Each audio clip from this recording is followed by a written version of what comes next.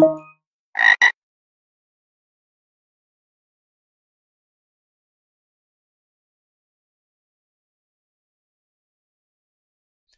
right, everybody. This is a guided. All right, everybody. This is a guided walkthrough for the Red Challenge. This is an easy level challenge in the forensics category, part of the picoCTF 2025 event. So this challenge description says red, red, red, red. There's a link over here, download the image, red.png. So we can go ahead and copy this. So right click and then select copy link. And we can use the picoCTF Webshell to solve the challenge. And this is how we do it. Actually, we're not going to be using the picoCTF Webshell. There's a reason why we're not going to, and I'll explain it a little bit later. All right, so we've copied the link, and we're just going to go to our Kali Linux console here, and we're going to download the file.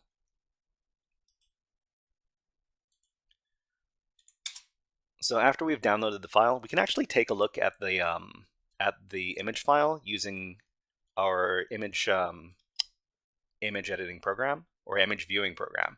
So we do xdg open and then red.png. And it's it sure is red. It sure is red. It is only red. So let's close this out and let's take a look at the EXIF data on this PNG file. So we're talking about EXIF data, but what is EXIF data?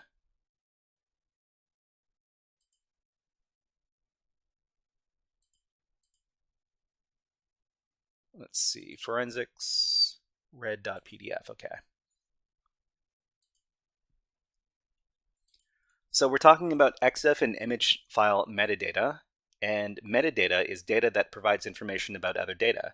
In the context of digital image files, each file has a plethora of metadata information which is generated when the picture is taken, including stuff like where the image was taken, that is the GPS coordinates. So when the image was taken, the date and the time, and the type of device used to create the image, such as the manufacturer of the device and the model of the device. So EXIF tool for picture file EXIF output. A common tool, a common program that is used for inspecting a picture file's EXIF data is called EXIF tool, and it will output all of the file's EXIF metadata, and it's pretty easy to use. So you just type in EXIF data, EXIF tool space, and then the name of the file that you want to inspect, and we're going to do that right now. So EXIF tool. And we see this metadata about the image right here. So we've got a bunch of different information about the file, but we also have this strange little poem over here. So the poem over here says, "Crimson heart, vibrant and bold, hearts flutter at your sight. Evenings glow softly red, cherries burst with sweet life. Kisses linger with your warmth, love deep as Merlot. Scarlet leaves falling softly, bold in every stroke." So aside from being a cheesy love poem, what can we get from this particular bit of information here? So what is going on with this poem? So if you might have noticed, the capitalized letters in this poem, they spell out a little message. So we got C. Let's just spell this out. So CHECKLSB.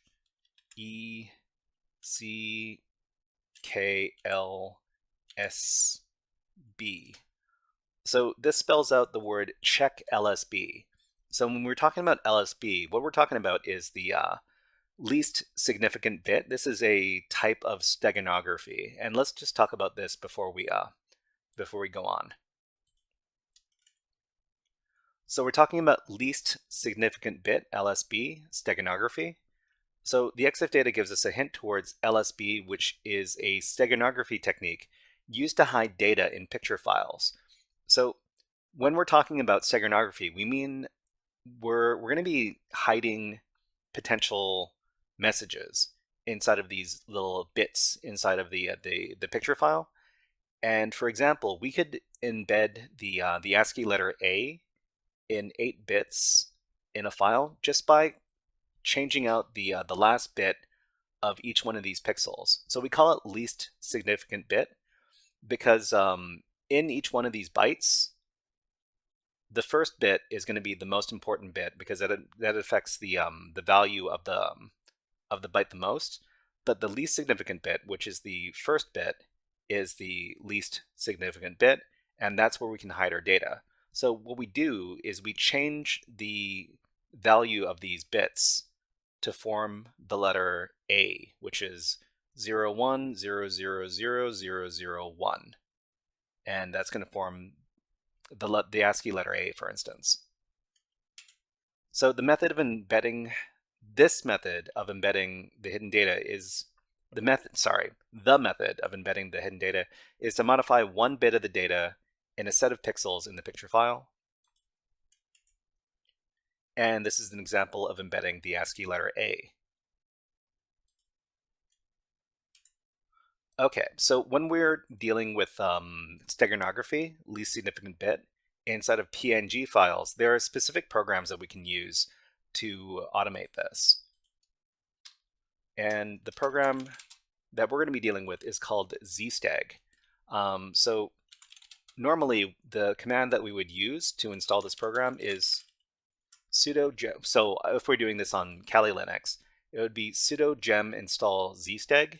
And I think this is a Ruby script, and Ruby scripts use the gem install method. I'm not very familiar with Ruby, but this is a program that uses Ruby. So the program is called zsteg, and we just need to use zsteg on red.png. So this will, if there's any information in the least significant bits, it will tell us. And so we've got the poem over here. It was able to get for us, but also there's this least significant bit data in here, and we see what looks like some sort of base64 encoded string, but it repeats over and over again. So it repeats once, twice, 3 times, 4 times, 5 times. And what we can do is we can just copy out the first instance of this base64 string, and then we can use the console over here to decode it. So we're just going to paste in that string,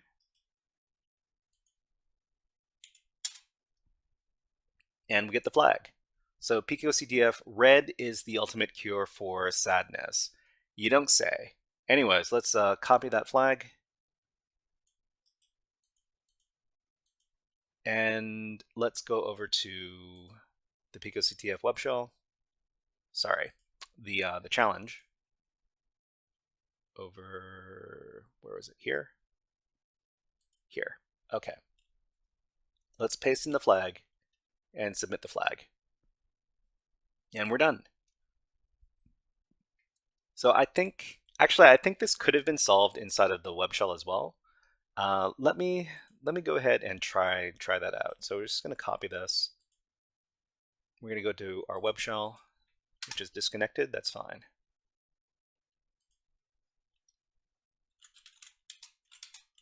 Okay, so we're just going to wget this file. And after that, I think there might be zsteg installed on this the system as well. Okay, so we were able to use zsteg on the web shell as well. All right, great. And then we would do the exact same thing as the other, doing it on the Kali box. So echo n base64 decode. Paste this in.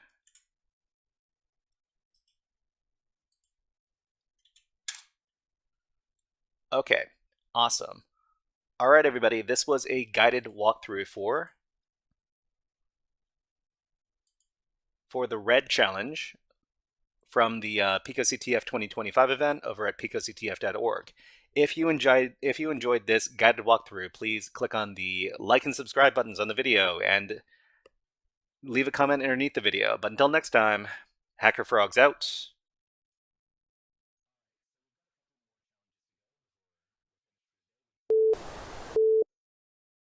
Hey there, HackerFrogs! Are you enjoying this workshop? Learning new concepts and skills?